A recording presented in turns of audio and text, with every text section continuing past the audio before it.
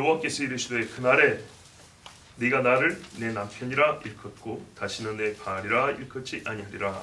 내가 바알의 이름을 그의 입에서 제거하여 다시는 그의 이름을 기억하여 부르는 일이 없게 하리라. 그날에는 내가 그들을 위하여 들짐승과 공중의 새와 땅의 곤충과 더불어 언약을 맺으며 또 이 땅에서 활과 칼을 꺾어 전쟁을 없이 하고 그들로 평안히 눕게 하리라. 내가 내게 장가들어 영원히 살 때 공의와 정의와 은총과 긍휼이 여김으로 내게 장가들며 진실함으로 내게 장가들으니 내가 여호와를 알리라. 아멘. 이 앞에서 아골 골짜기가 소망의 문이 된다 그랬고 광야에 갔더니 거기에 포도원이 다시 세워진다 그랬습니다. 이 날이 바로 나중에 예수께서 이스라엘을 온전히 다시 회복하는 날, 즉 종말의 때 이야기입니다. 아직까지 아골 골짜기를 소망의 문으로 부르지 않고 광야 거기가 다 포도원이 되지는 않았습니다. 괜찮습니다. 자, 그날 16절에 보면 그날에 대하여 여러분 말씀하고 있습니다. 꼭 이 날 잊지 말고 오늘 듣고 잘 기억하시기 바랍니다. 이날 무슨 날이라고요? 여호와께서 이스라엘과 혼인하는 날.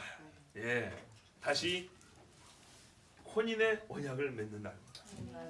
자, 그날은 먼 날이고 이스라엘이 자기 죄에 대한 값을 치르고 회개하여 남편인 여호와께로 돌아온 후가 됩니다. 그 과정이 생략되면 안 됩니다. 시간과 논리를 생각하면 안 됩니다.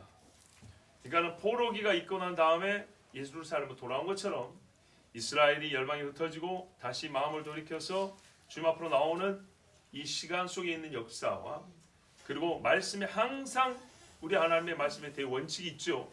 범죄한 자를 매로치고 회개하여 돌이킨 후에 다시 화합되는 이 하나님의 논리, 이것을 절대로 잊으면 안 됩니다. 자, 뭐라고 그날 말씀하자면 나는 너의 남편이 된다 그랬어요. 네가 나를 내 남편이라 일컫는다 그랬어요. 다시는 내 바알이라 일컫지 아니하리라. 여러분, 호칭의 회복은 관계의 회복이죠. 어릴 때 잃어버렸던 아이가 엄마를 만나서 바로 엄마 못 부르죠. 그런데 이제 엄마라고 부르기 시작하면 관계가 회복된 걸 알 수가 있죠. 이혼한 부부는 여보라고 못 부릅니다. 누구 아빠 누구 엄마는 부릅니다. 맞습니까? 누구 아빠 누구 엄마는 사실이니까요. 그러나 혼인관계 깨졌기 때문에 여보라고는 못 부릅니다. 이제 다시 남편과 아내라고 부를 수 있는 날이 온다. 그렇게 말씀합니다. 그래서 그때는 바알이라고 일컫지 않는다 했습니다. 바알. 여러분, 바알은 말이죠. 이스라엘 백성이 하나님을 바알로 불렀단 말인가요? 그런 사람도 있긴 있었다고 봅니다. 왜냐하면 바알이란 말이 이중적으로 쓰이거든요. 바알을 직접 가리키는 말도 되고 주인이라는 말도 됩니다. 그래서 하나님을 부를 때 주인이라는 의미로 바알이라는 용어를 쓸 수도 있고 또는 하나님을 바알로 바알화시켜서 그냥 바알이라고 불렀을 수도 있다. 그런데 하나님은 자 보십시오. 그랬을 수도 있고 저럴 수도 있는데 왜 하나님이 바알이라고 못 부르겠을까요? 그 말은 좋지 않은 의미로 불렀기 때문이죠. 맞습니다. 바알의 주인이란 원래는 바알리입니다. 나의 주인입니다. 나의 바알, 나의 주인. 나의 바알이 되기도 하고 나의 주인도 되기도 합니다. 왜 나의 주인한 말이 틀렸나요? 아니죠. 여호와는 주님이시죠. 근데 왜 나의 주님이라는 말을 부르는데 바알을 못 쓰게 합니까? 아도나이가 있어요. 아도나이가. 아도나이를 냅두고 바알리 하면서 나의 주 이렇게 부를 이유가 없죠. 그렇다면 이스라엘 사람들이 아도나이를 둔 채로 바알리를 불렀다는 것은 그 안에 그렇죠. 혼합주의적 의도가 들어있는 거죠. 그래서 하나님이 이걸 부르지 못하게 한다는 얘기입니다. 완전하게 내 남편으로만 부르게 한다는 겁니다. 즉 어떤 한 어휘가 두 가지 뜻이 있을 경우에 바르게 쓰면 제일 좋은 의미로 써도 그럭저럭 쓰이고 이것을 약간 속에 뭔가 의도를 감추면 매우 부정적 의미로 쓸 수 있습니다. 즉 여호와를 바알화시키는 겁니다. 그래서 나의 바알 이렇게 부르는 겁니다. 그래서 사람들에게 하나님이 보니까 그 속에는 실제로 나의 바알로 부르는 것과 나의 주님이라고 부르는 것에 하나 차이가 없는 거예요. 여호와 하나님을 나의 바알로 여기는 거고요. 바알을 섬기는 그 못된 신앙과 여호와를 섬기는 신앙이 혼재되어 있는 거예요. 그래서 바알이라는 말을 아무렇게나 하나님 여호와를 가리키는 데 써버리는 거예요. 그러면서도 누가 뭐라면 아니야 나는 주인이라는 뜻으로 쓴 거야. 바알이 나의 주님 그런 뜻이잖아. 이렇게 말장난하는 겁니다. 그러나 하나님 그 속을 압니다. 히브리어에 얼마나 좋은 말이 있는데 나의 주님은 아도나이가 있다. 근데 너희가 굳이 바알리를 쓰는 이유는 나의 주님이라는 뜻으로 부르는 것이 아니고 너희가 나와 바알을 함께 놓고 섬기려는 의도로 내 남편 나의 바알 이렇게 부른 것이 아니냐. 그래 나는 너희 속을 알기 때문에 그날에는 아예 바알이라는 이름을 너희 입에서 싹 지워버릴 것이다. 아예 못 말하게 할 것이다. 자, 내 남편이라 부른다 그랬어요. 자, 여러분 이 말은 무슨 말이냐면 사실은 나의 사람입니다. 나의 사람, 이슈입니다. 이슈. 사람의 뜻입니다. 그러니까 내 남편이라 부른다는 말은 무슨 말입니까? 나의 사람으로 부른다는 얘기입니다. 그럼 무슨 말이죠? 왜 근데 번역을 남편이라고 했을까요? 이거는 우리가 해석이라고 볼 수 있어요. 물론 남편을 그렇게 부르기도 하는데 이거는 훗날에 하나님께서 우리에게 혼인 언약을 맺을 때 사람으로 오신다는 것을 예언적으로 말하고 있는 겁니다. 자, 여기 보면은 그날에는 너희가 나를 이슈로 부를 것이다. 바알리로 부르지 아니하고 이슈로 부를 것이다. 바알 같은 이렇게 혼란스러운 용어, 우상 숭배적인 이 혼합주의적 용어를 아예 쓰지 못하게 할 것이고 딱 정해진 하나의 이름만 부르게 할 것이다. 내 남편, 그 사람 이렇게만 부르게 할 것이다. 그러면 그냥 나의 하나님 엘로힘 이러면 되는데 왜 그 사람이라고 했냐? 바로 이것이 예수 그리스도 메시아를 주실 것에 대한 예언이기 때문입니다. 하나님께서 우리에게 혼인세를 어떻게 맺습니까? 신의 산처럼 그냥 구름 속에서 나타납니까? 아니죠. 육을 입고 오신단 말이에요. 사람으로 오신단 말이에요. 그래서 그날에는 너희가 나의 사람이라고 부르고 나의 바알이라고 부르지 아니할 것이다. 와, 놀랍지 않습니까? 하나님 말씀이. 창세기 4장 1절에도 이슈는 여호와로 말미암아 얻은 사람 그랬습니다. 가인을 그래서 뭐라고 했다고요? 얻었다, 득남하였다. 내가 그 사람을 얻었다. 하나님께서 주시나는 뱀의 대가리를 밟은 그 사람인 줄 알고 하와가 좋아서 내가 여호와로 말미암아 그 사람을 얻었다고 가인이라 그랬는데 아니었죠. 하나님께서는 그 날에 그 사람을 보내기로 작정하셨고 그 사람을 통하여 이스라엘이 뭐라고 그래요? 내 남편이라고 부르게 하신다 했어요. 그때가 이스라엘과 하나님의 혼인 언약이 다시 맺어지는 때예요. 자, 그날이 아직 안 왔다는 겁니다. 2000년에 예수님이 오셨을 때 사람 되신 하나님이 그 땅에 오셨을 때 그들이 영접하였으면 좋았지만 영접하지 아니하였으므로 신랑을 영접하지 아니하였으므로 신부값까지 치렀는데도 영접하지 아니하였으므로 그 복음이 이방으로 가고 그러나 언젠가 하나님은 결코 이 고멜과 같이 버리지 아니한다 했기 때문에 때가 되면은 로마서 9장부터 11장 말씀한 대로 이스라엘을 다시 혼인 언약 안으로 부르십니다. 자, 그런데 그 부르시기까지 뭐가 있습니까? 이스라엘의 고난이 있어야 되고요. 그들의 회개가 있어야 되는 겁니다. 여러분 성경에서 우리가 줄기차게 보는 건 뭐냐면 이 혼인 언약이 그 뭡니까? 맺어지기 위하여 반드시 선결되어야 될 사건, 조건이 있어요. 그건 하나님 편이 아니라 사람 편이죠. 바로 신부의 정결함이에요. 신부가 정결하게 되는 일이 반드시 있어야 돼요. 그래서 이 일을 절대 빼먹으면 안 된다는 얘기입니다. 자, 여기서 우리가 이제 선교사님들 특별히 조심해야 될 게 있어요. 그날에는 바알이라 일컫지 아니하리라 할 뿐만 아니라 17절 보세요. 바알의 이름을 아예 입에서 지워버린다 그랬어요. 그의 이름을 기억하여 부른 일도 없게 한다 그랬어요. 자, 입에서 잘라내버리고 기억에서 지워버린다 그랬어요. 아예 바알이라는 단어 자체가 없게 해버린다 그랬어요. 바알이 어떤 뜻을 갖고 있는데요? 주인이란 뜻이 있어요. 잘만 쓰면 나의 주인이라고 하나님을 표현할 때 바알이라는 말을 써먹을 수 있어요. 그 동네 사람들은, 가나안 사람들은 바알이라는 걸 그렇게 쓰니까. 그러나 하나님이 뭐라 했어요? 아예 바알이라는 단어 자체를 세상에서 없애버린다 그랬어요. 잘 들으세요. 이슬람적에서는 원래 하나님을 알라라고 불러요. 이런 소리 하지 마세요. 성경적 근거입니다. 바알도 나의 주님이라고 쓸 수 있다니까요. 아시겠어요? 히브리말로 뭐가 있다고요? 아도나이가 있다고. 하나님이 알라가 아니라 뭐가 있다고? 엘로힘이 있다고요. 엘로힘을 가르치면 되는 거예요. 히브리어로. 얼마나 좋아요. 히브리도 가르칠 겸. 성경의 이 신은 엘로힘입니다. 여러분이 말하는 알라가 아닙니다. 같은 알라라고 부르지만 다른 존재인 그런 분이 아니라 애시당초 이름이 다릅니다. 이름은 그 존재에게만 고유하게 붙여지는 거예요. 그가 누군지를 가리키는 거예요. 근데 무슨 알라예요, 알라가? 알라가 초승달신 귀신을 말하는데 어떻게 여호와가 알라입니까? 말도 안 되는 소리죠. 이름은 여호와요. 그분은 오직 유일하신 신이라 우리가 엘로히 하나님이라고 부릅니다. 이리 가르치는 겁니다. 아시겠습니까? 성경에서 그랬어요. 옛날에 메투엘리 목사가 이런 말을 했어요. 400년 전에도 우리는 그 자체로는 아무리 순수한 것이라고 하여도 그것이 우상 숭배에 악용됐을 때는 그것을 폐하여 사용하지 않아야 한다는 것을 명심하라. 그래야만 사람들이 우상들의 이름이 각인되거나 생각나게 하는 일이 없어질 것이기 때문이다.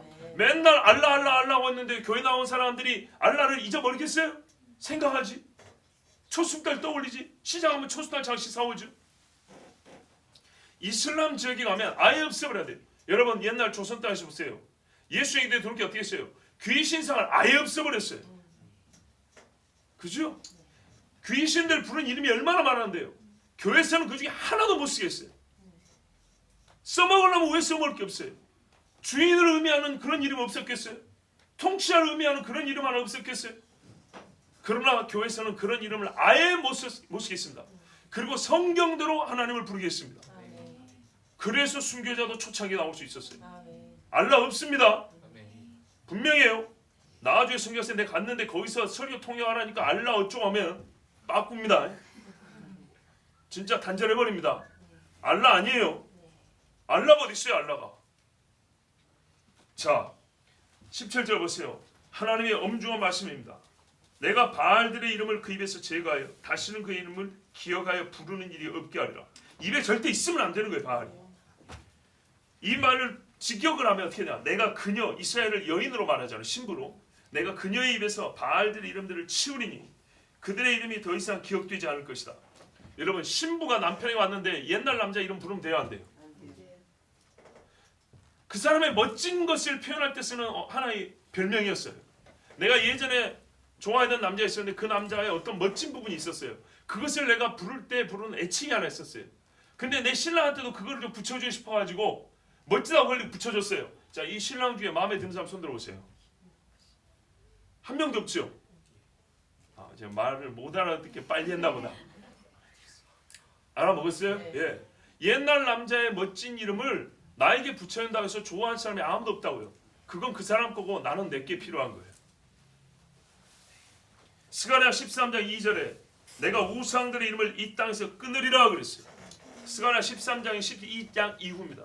이스라엘의 회개 사건 이후입니다. 이스라엘의 민족적 회개 이후에는 아예 우상들의 이름 중 어떤 것도 바알이든 아스타로스든 그모스든 밀곰이든 하나도 이스라엘 사람들의 이름에서는 절대 기억되지 않고 입에 담기지 않는다 했어요. 철저하게 끊어버린다 했어요. 이게 실제로 보면 귀신들의 이름입니다. 그모스, 다곤 이것들이 말이죠. 진짜 개들 이름입니다. 루시파와 같이 타락한 애들 이름이라고요. 여러분, 개들이 자기 이름을 높이고 싶지 않겠습니까? 그럼 사람들이 귀신을 섬길 때 아무 이름을 갖다 붙이게 하겠어요? 자기들이 갖고 있던 이름을 은근슬쩍 넣어주겠죠. 이렇게 부르라고. 그럼 불러주니까 얼마나 좋겠어요. 그러니까 루시퍼 교가 있잖아요. 루시퍼를 숭배하고 루시퍼가 타락했고 루시퍼 자기가 높여지고 싶으니까 사람들에게 루시퍼를 말하게 하잖아요. 맞죠? 그래서 루시퍼 교가 생기잖아요.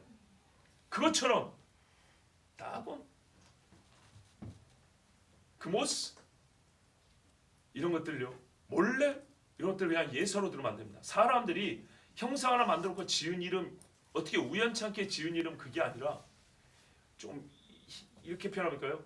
마귀의 계시에 의하여 마귀 이름을 따라간 겁니다. 그렇게 하면 딱 맞습니다. 그러므로 그것들은 정확한 지시 대상이 있는 겁니다. 하나님이 절대 그는 못 부르게 합니다. 무슨 상수나무, 백향목 이렇게 나무 이름 부르는 게 아니에요. 실제 실존하는 귀신들의 이름을 부르는 거예요. 여러분, 그날에는요 말이 바뀌어야 됩니다. 여호와께서 제단 숯불로 더럽혀진 입술들을 찢어서 깨끗하고 정결하게 하십니다. 정한 마음에 정직한 생각에 맞는 정결한 입술을 주시는 때가 그날입니다. 여러분, 그렇다면 우리가 그 남자를 이미 만나고 있는 우리는 우리 입술을 돌아봐야 됩니다. 주의 제단 숯불로 내 입을 찢어주옵소서. 이게 이사야가 실제로 경험한 일이잖아요. 그리고 우리가 과연 예수 그리스도를 믿고 바로 그 사람, 그 남자를 신랑이라고 부르는 우리 입술에는 신랑을 부르는 말 외에 다른 누군가를 부르는 말이 있는가 없는가를 늘 확인해 봐야 됩니다. 신랑의 귀에 다른 남자나 귀신의 이름이 들리지 않게 하십시오. 스바냐 3장 9절에 그때 내가 열방의 입술을 깨끗하게 하여 그들로 다 나 여호와의 이름을 부르며 일심으로 섬기게 하리니. 일심, 참 좋은 말입니다. 열심, 일심 한 끗 차이인데요. 열심은 심장이 불이 붙는 거고 일심은 딱 한 가지 마음입니다. 오로지 하여. 멋지지 않습니까? 그때는 열방의 사람들도 입술을 깨끗하게 하여, 마지막에 남아있는 사람들, 그리스도로 말미암아 순교를 각오한 사람들, 입술이 깨끗하여 여호와 이름을 일심으로, 그 외에 다른 이름을 부르고자 하는 마음이 없어요. 일심이니까 딱 한 가지 마음이에요. 예레미야 31장 33절에서 34절에도 여러분 잘 아는 말씀이 있죠. 보라, 날이 이르리니 내가 이스라엘 집과 유다 집에 새 언약을 세우리라 그러죠. 그러면서 그 언약은 내가 열조의 선략과 애굽에서 나온 것과 같지 아니하여. 그때도 언약이 있었는데 다른 언약인데, 이 언약의 특징이 뭐냐? 내가 나의 법을 그들의 속에 두며 그 마음에 기록하여 나는 그들의 하나님이 되고 그들은 내 백성이 될 것이라. 자, 이게 이제 우리 말씀에 21절부터 23절까지 이게 예레미야 31장 말씀과 같은 뜻입니다. 같은 맥입니다. 자, 이렇게 해서 여호와를 더 이상 알라고 말할 필요가 없을 정도로 우리 마음에 하나님으로만 가득한 때가 온다 그랬습니다. 이스라엘과 열방의 예수를 믿는 사람들이 일심으로 주님을 내 남편이라 부르는 그때, 그날이 곧 옵니다. 여러분, 이 날을 호세아가 언제부터 바라본 겁니까 도대체? 늦어도 히스기야 시대입니다. 예수님 오시기 전에 700년 전입니다. 얼마나 놀랍습니까? 자, 여러분, 새로운 세대는요, 그날이라고 말하는 그 세대는 바알, 엽주라고 여호와, 바알과 여호와를 묶어서 하나로 부르는 그런 이런 혼합주의적 언어와 이 혼합주의적 사고, 이것들은 사라집니다. 이스라엘 사람들의 영혼에 신앙의 순수성을 세우시는 것이 신의 산 언약을 갱신하는, 그러니까는 신의 산 언약 그 다음에 새 언약을 세우는 표가 됩니다. 지금 우리가 읽을 말씀 약간 신학적으로 표현한 거예요. 무슨 말이냐? 우리가 새 언약을 맺었다 할 때는요, 우리 마음에 어떤 영역에서 우리 입술이 어떤 영역에서 새롭게 해야 되냐면, 확실한 차이가 나면 종교 분야에서 확실한 차이가 난다고요. 신앙을 표현하는 데서 확실한 차이가 난다고요. 여기서부터 차이가 난답니다. 부처를 불렀던 사람이 아예 안 부르고 여호와를 부르는, 그렇죠? 종교성을 표현하는 언어에서부터 확실한 차이가 나게 한다. 이것이 바로 새 언약의 첫 번째 하는 특징이 될 거라는 얘기입니다. 겉으로 드러나는 첫 번째 특징. 지금도 이스라엘 안에 얼마나 혼합주의적인 그런 잘못된 사고들이 많이 있고 문화가 많은지 모릅니다. 하나님의 정해주신 절기를 지킨다고 하지만 성경적으로 지키는 사람은 극소수고, 그날을 말 그대로 축제로 삼아서 자기의 육체의 정욕을 위하여 사는 사람은 엄청나게 많습니다. 서구사에서 크리스마스 그 날도 맞지는 않지만 하여튼 예수님 오신 날이라고 하면서도 그 날을 일주일씩 2주일씩 해가지고 사람들이 하는 짓이 뭡니까? 1년 내내 모아놓은 돈 가지고 놀러가면서 못된 짓 하는데 그 시간을 다 씁니다. 예수님과 하나 상관없는 짓을 합니다. 자, 출애굽기 23장 13절 후반부에 다른 신들의 이름은 부르지도 말며 네 입에서 들리게도 말지니라 그랬어요. 10계명이 20장이고 그 다음에 23장 율법을 주는 말씀입니다. 율법을 줄 때도 하나님이 뭐라 그랬냐면 내가 너희를 만났으니 이제부터는 다른 신들의 이름은 절대 부르지 말고 하나도 부르지 말고 그 이름들이 내가 너를 만날 때 내 귀에 들리게 하지 말라고 그랬어요.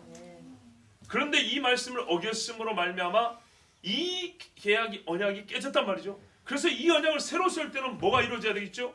그래요. 이방 신들의 이름을 부르는 일이 아예 없어져야 돼요. 완전하게 철저하게 소멸돼야 돼요. 이거를 그대로 적용해 봅시다. 이렇게 철저하게 이방 신들의 이름이 소멸되지 않으면 신부가 되지 못합니다. 예수님의 제자들처럼 철저하게 주님 앞에 나오지 않으면 바울처럼 철저하게 회개하고 오순절에 회개하고 나온 그 5,000명 3,000명 같이 하나님 앞에 철저하게 회개하지 않으면 절대 신부가 되지 못합니다. 아까 말씀드렸어요. 선지자들이 계속 말씀하는 그날에 새 언약의 선결 조건이 뭐냐면 신부의 정결함이에요. 예수님 오실 때 왜 기다려준다고 그랬죠? 불로 정결하게 맞고 기름과 등불을 준비하고 신부의 정결함과 신부의 준비됨이라고 그랬어요. 신랑은 준비가 끝났어요. 여러분 신랑은 걱정하지 마세요. 우리가 예수님 걱정할 게 뭐예요? 내 자신입니다. 내가 얼마나 하나님 앞에 있겠느냐. 너희가 믿음 안에 있는가 스스로 시험하여 보라 그랬습니다. 자, 이 말을 여러분 귀에는 다 들릴 겁니다. 그 마음에도 어느 정도 그렇지 하고 들릴 겁니다. 그러나 여러분 심령 깊숙이 들어가지 않으면 절대로 아무런 차이도 아니라는 거 여러분도 알고 나도 압니다.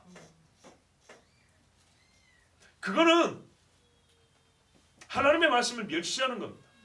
그리고 이 말씀과 내가 아무 상관이 없다는 뜻입니다. 여러분 저는 말씀을 그냥 중간에서 하나님 말씀 와서 전할 뿐입니다.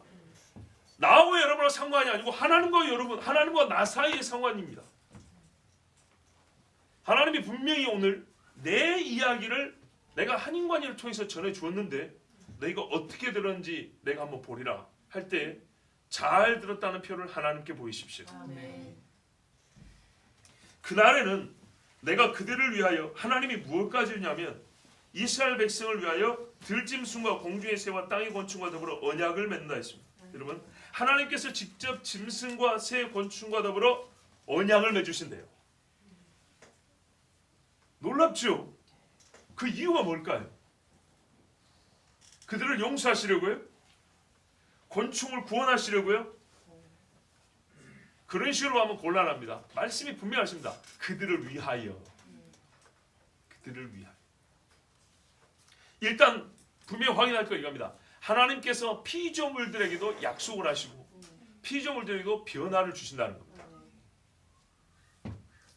피조물이 허무한 데 굴복하는 것은 하나님의 아들이 나타나서 그들이 자유케 되는 거라고 로마서에 분명히 말씀하고 있습니다. 바로 그날에 하나님의 아들이 나타나는 그때가 될 때 하나님께서 온전한 하나님의 자녀가 된 이스라엘을 위하여 이 피조물들에도 새 언약을 맺고 그러니까는 자기 신부인 이스라엘과 새 언약을 맺는데 부응하도록 조화를 이루도록 피조물과도 언약을 맺는다는 겁니다. 왜죠? 죄로 말미암아 피조물이 상하게 됐죠. 죄로 말미암아 이 죄인들은 피조물에서 해를 받게 됐죠. 그러므로 죄인들인 이 사람들이 정결하게 되고 하나님과 새 언약을 맺다면 이 죄인들이 의인된 이들을 둘러싸는 환경, 이들에게 해롭을 주었던 그 무엇들도 온전한 상태로 돌아가야 되는 겁니다.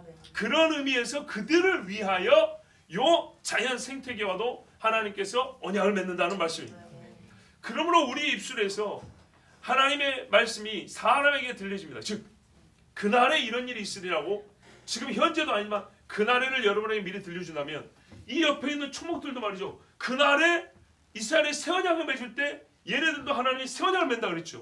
그러면은 얘네들한테도 지금 들려줄 필요가 있는 거예요.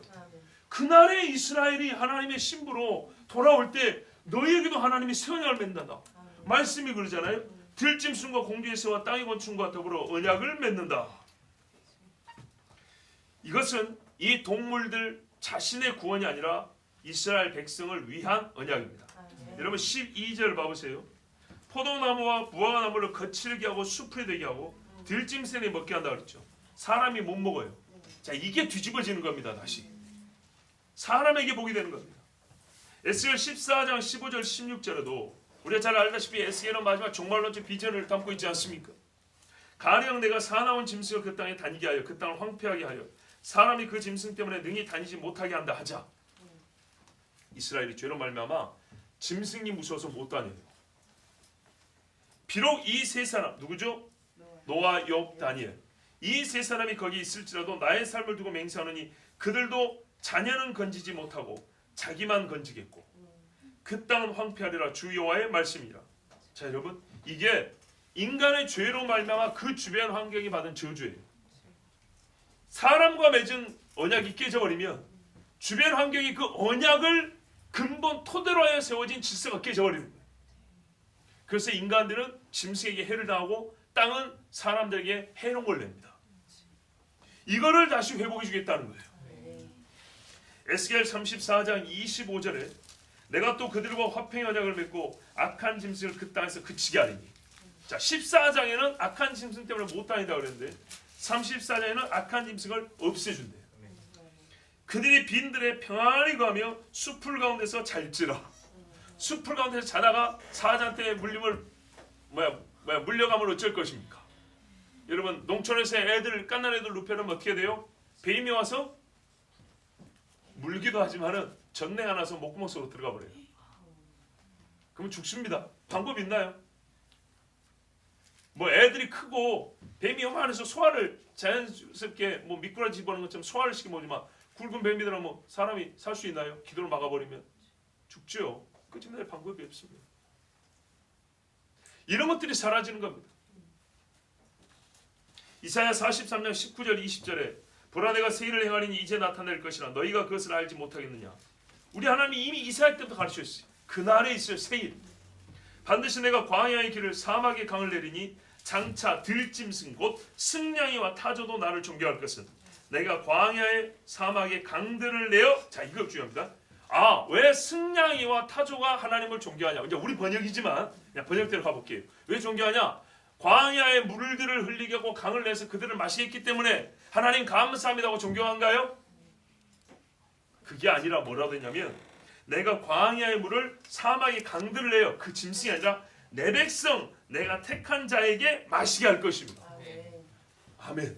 그래서 짐승들이 하나님을 존경한대요. 이 쫓겨났던 백성들이 다시 와서 광야의 하나님이 내준 물을 마시고 사는 것을 보고 화복되고 회복됐잖아요. 이것을 보고 그 들에 살던 짐승들이 할렐루야 하나님을 한다는 거예요. 말씀이 연결이 되죠? 예, 이 지금 말씀을 우리가 지금 예수를 믿는 우리는 뭐랄까요? 부분적으로 이 말씀을 미리 성취를 받는다. 성취된 것을 맛보고 있어요. 예수 믿는 사람들이 갔을 때 땅이 변하는 것을 기록으로 남긴 영상들이 있습니다. 정말 빈곤한 마을에 들어갔는데 예수 믿는 사람이 들어가서 복음을 전하고 회개가 일어났을 때면 무가 이만해요. 보셨어요? 저기 남미 어느 콜롬비아가 어딘가에 마약으로 그냥 찌드는 마을이 하나 있었어요. 거기서 예수 믿는 사람이 가서 복음을 전했어요. 핍박도 나왔지만 복음을 전했더니 거기에 변화가 일어났어요.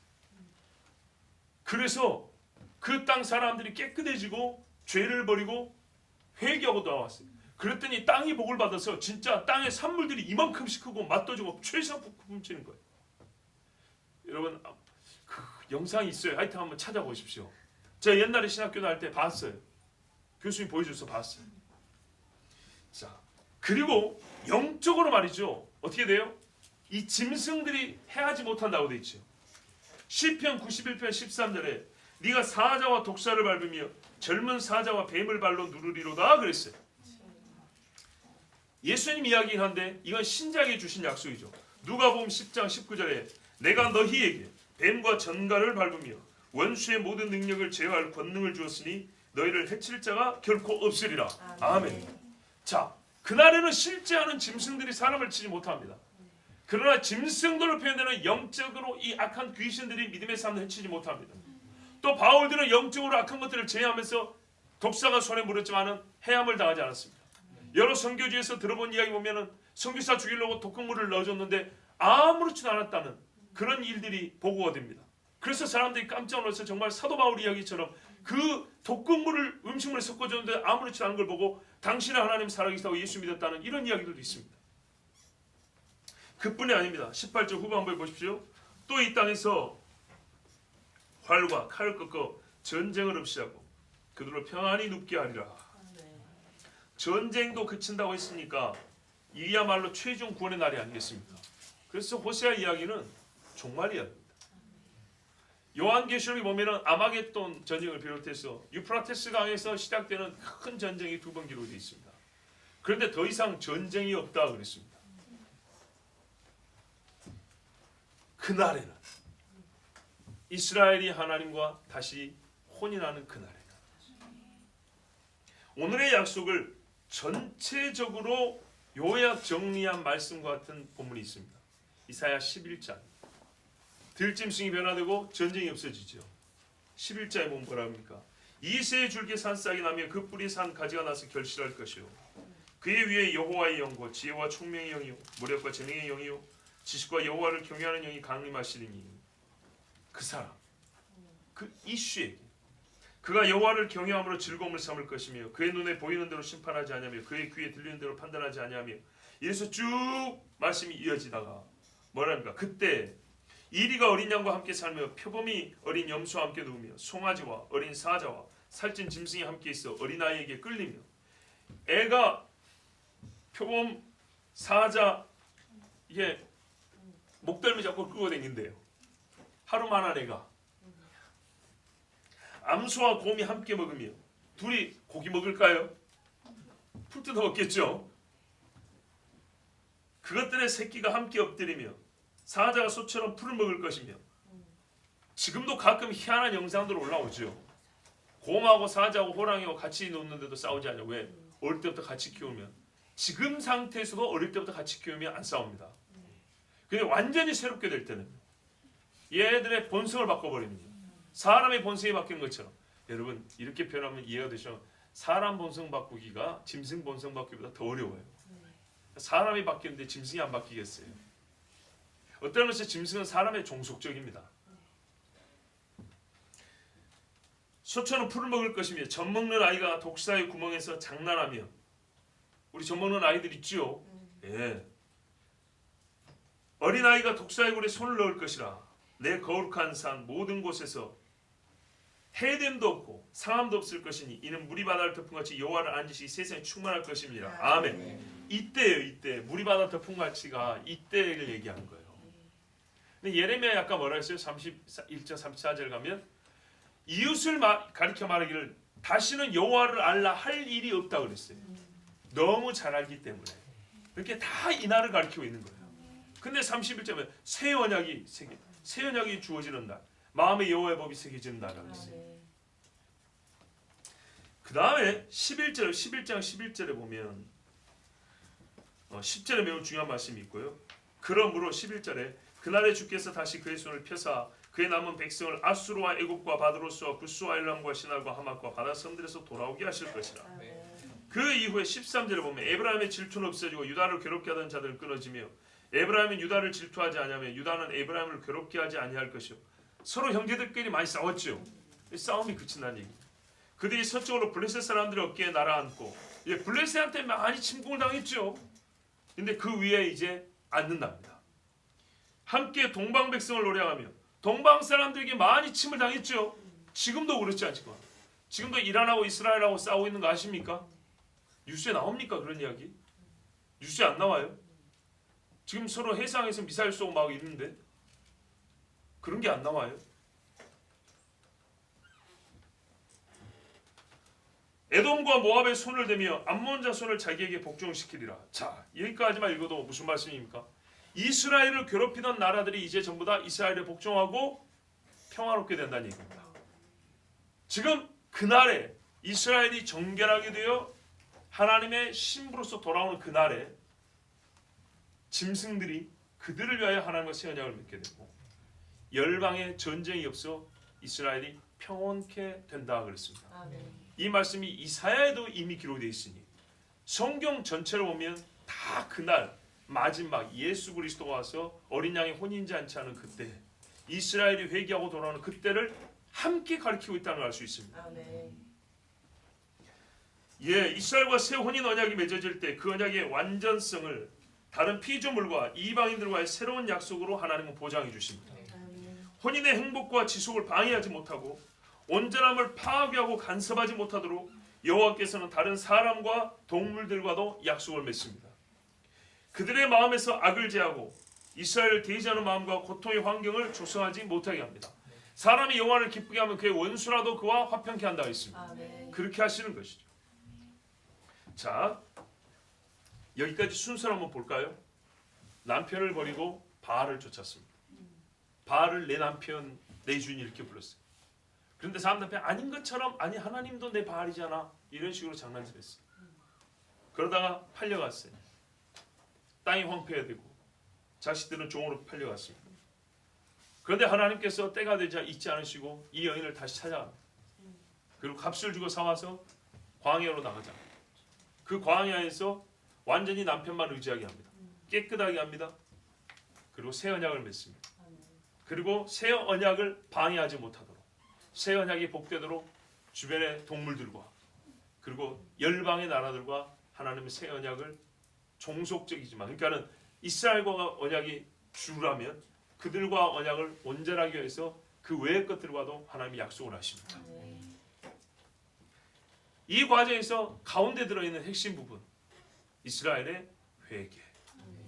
항상 선지에 보면 이 회개가 있고 난 다음 이야기로 오늘 읽은 말씀 나옵니다. 그래서 호세아 2장이 놀랍다는 겁니다. 분명히 중간에 회개 과정이 있는 것이 맞는데 널뛰기 하듯이 확 뒤로 가가지고 최종 장면을 우리에게 먼저 보여줬다는 겁니다. 그렇게 놀라운 그 회복의 날을 우리에게 먼저 보여준 다음에 그 날을 소망하게 만들고, 그렇다면 다른 선자들이 말씀한 것 같이 우리가 먼저 해야 될 게 뭐냐? 너희 마음을 주께로 돌이키라. 그래서 뒤에 가면 그런 말씀이 있잖아요. 너희가 옷을 찢지 말고 마음을 찢어라.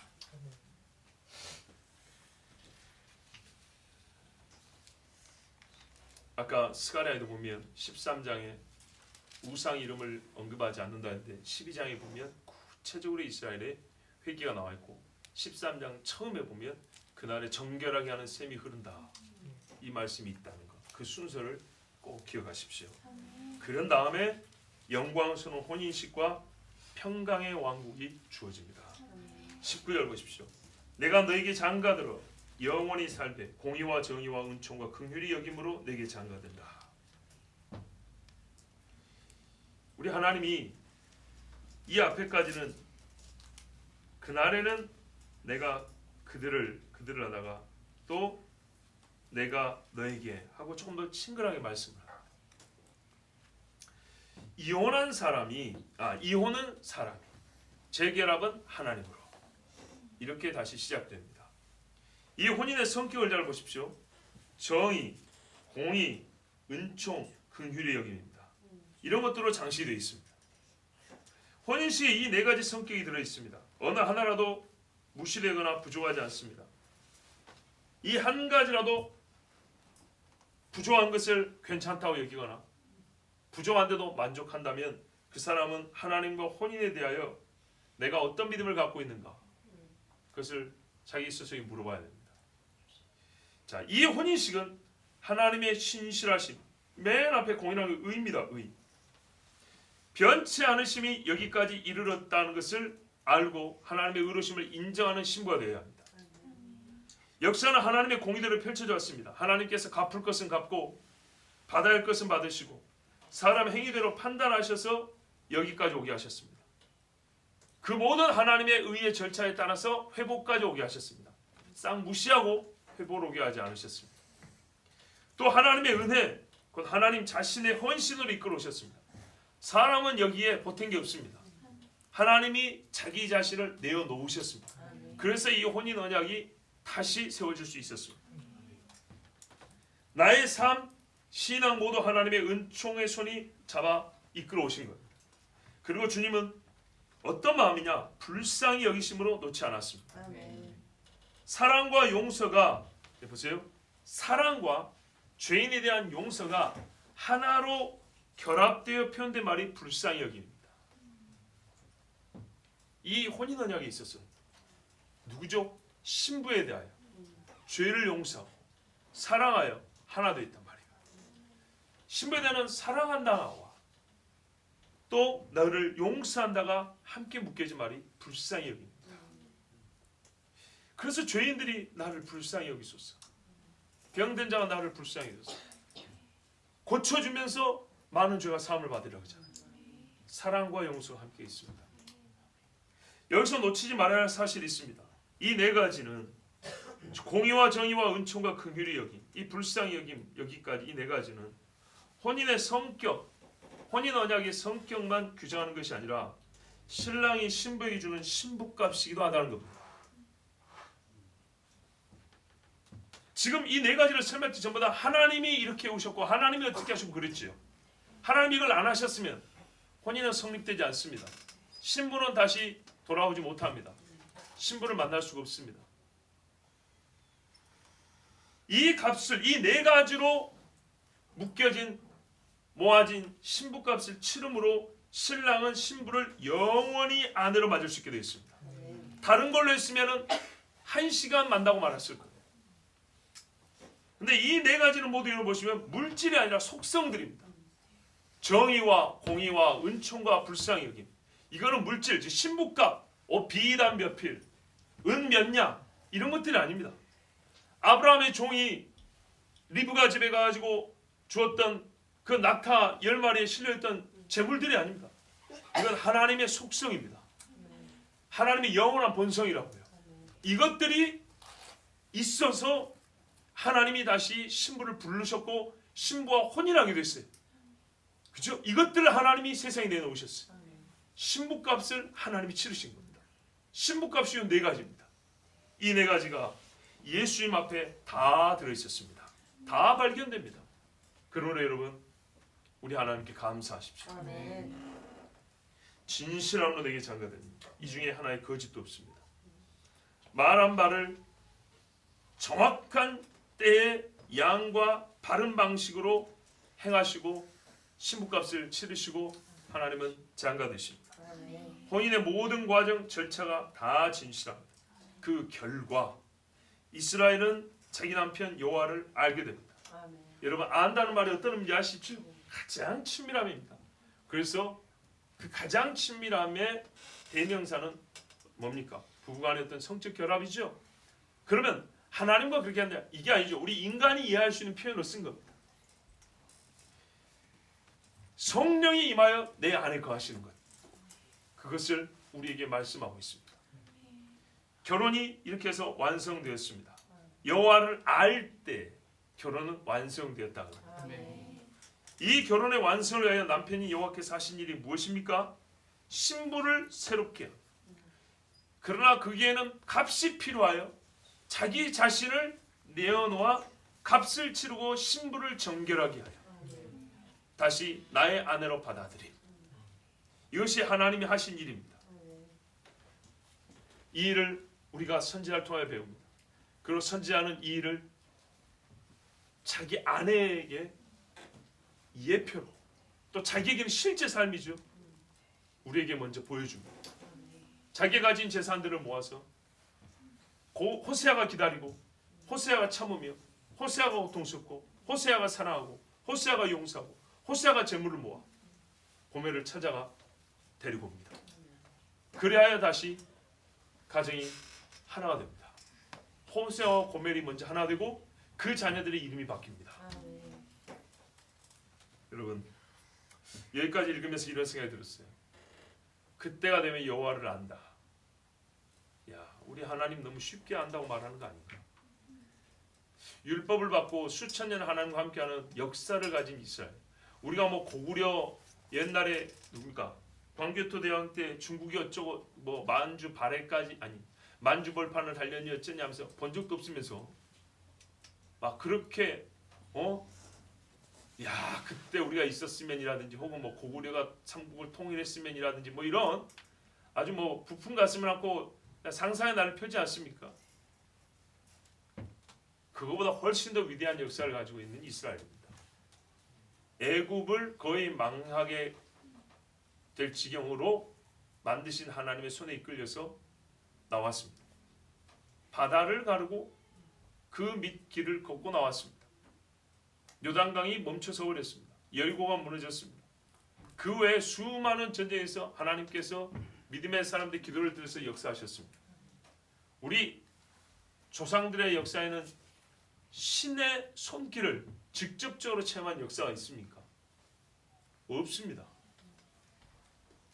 그런데 그 중에 뭐 하나 괜찮은 거 하나 붙들어 가지고 민족적 자부심을 세우려고 합니다. 그런데 이스라엘 사람들은 직접적으로 하나님과 관계된 일이 얼마나 많습니까? 그런데도 하나님을 모릅니다.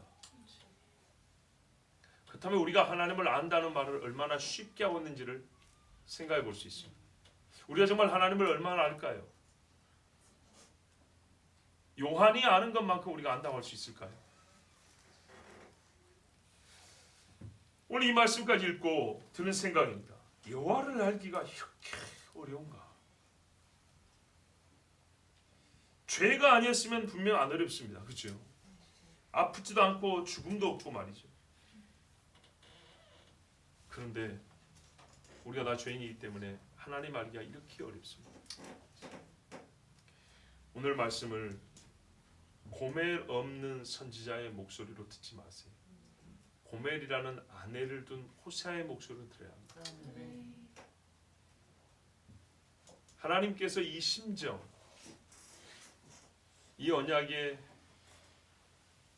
하나님께서 뭡니까? 그날을 기다리고 계신 하나님의 이 간절한 마음을 우리에게 어떻게 알려줄까 할 때 하나님은 하나님이 지금 하고 있고 겪으신 일을 그대로 삶으로 표현해줄 한 사람을 택하였습니다. 고멜이라는 아내를 둔 남자 호세아를 통하여 우리에게 들려줬습니다. 그 사람이 아니었으면 우리는 이렇게 하나님의 마음을 알 수가 없습니다. 그날의 혼인이 무엇인지 알지를 못합니다. 이렇게 배워야 고작 어렴풋하게 감을 잡을 수 있을 정도 우리는 하나님을 모릅니다. 이스라엘 백성 눈앞에서 선지자가 고멜과 결혼해서 애들을 낳는데 여자가 도망을 가가지고 몸을 팔고 있다 다시 잡아온 게 아니라 다시 데리고 와서 가정을 다시 세우는 이 과정 눈앞에서 보고도 이스라엘이 옷을 찢지 아니 가슴을 찢지도 않고 옷도 찢지도 않습니다. 하나님을 모릅니다. 그런데 우리가 과연 우리 눈앞에 뭐 얼마나 대단한 일이 일어났다고 하나님을 안다고 자랑할 수 있겠습니까? 호세아를 통하여 주신 방식이 아니면 신랑 되신 하나님을 알 길이 없습니다. 고멜과 결혼하여 자식을 낳고 또 나를 버리고 집을 나간 아내를 둔 남자의 목소리를 듣지 않으면 우리는 내가 하나님 앞에 얼마나 부정한 아내였는지를 인정하지 못합니다. 여러분, 고멜을 아내로 둔 남자의 목소리로 나 같은 부정한 사람을 아내로 둔 하나님의 마음을 오늘 잘 들으시고 들으셨다면 잊지 마시고 하나님 앞에 신부된 나를 정결하게 하여 주시옵소서. 내가 그날의 혼인식을 기다립니다. 나를 정결하게 하옵소서라고 간절히 기도하십시오. 이것이 우리가 해야 할 일입니다. 여러분, 저나 여러분에게나 제일 부족한 것이 이것 아닙니까? 마음이 깨끗지 않다. 마음이 온전하지 않다. 열심도 일심도 없다. 이것이 늘 괴로운 이유 아닙니까? 남이 아닌 내 자신을 돌아볼 때 항상 이것이 물론 언제 물어봐도 자신 있게 대답하지 못할 질문이지만 그래도 그 안에서도 정도가 있지 않습니까? 항상 나는 부족합니다 하지만은 지금 여러분 우리가 어느 정도로 하나님 앞에 그 부족한 것이 더해졌는지 혹은 덜해졌는지 한번 스스로 물어보시기 바랍니다. 하나님 앞에 우리가 예배드립니다. 2021년 되니까 코로나로부터 좀 자유로워졌죠. 우리가 하나님 앞에 더욱 예배하기 위해서 자유를 원했습니다. 그러면 지금 어떻게 해야 될까요? 자, 우리 자신을 잘 돌이켜 보십시오. 고멜 없는 호세아 이야기로 듣지 마시고 바랍니다. 우리 같이 기도합니다.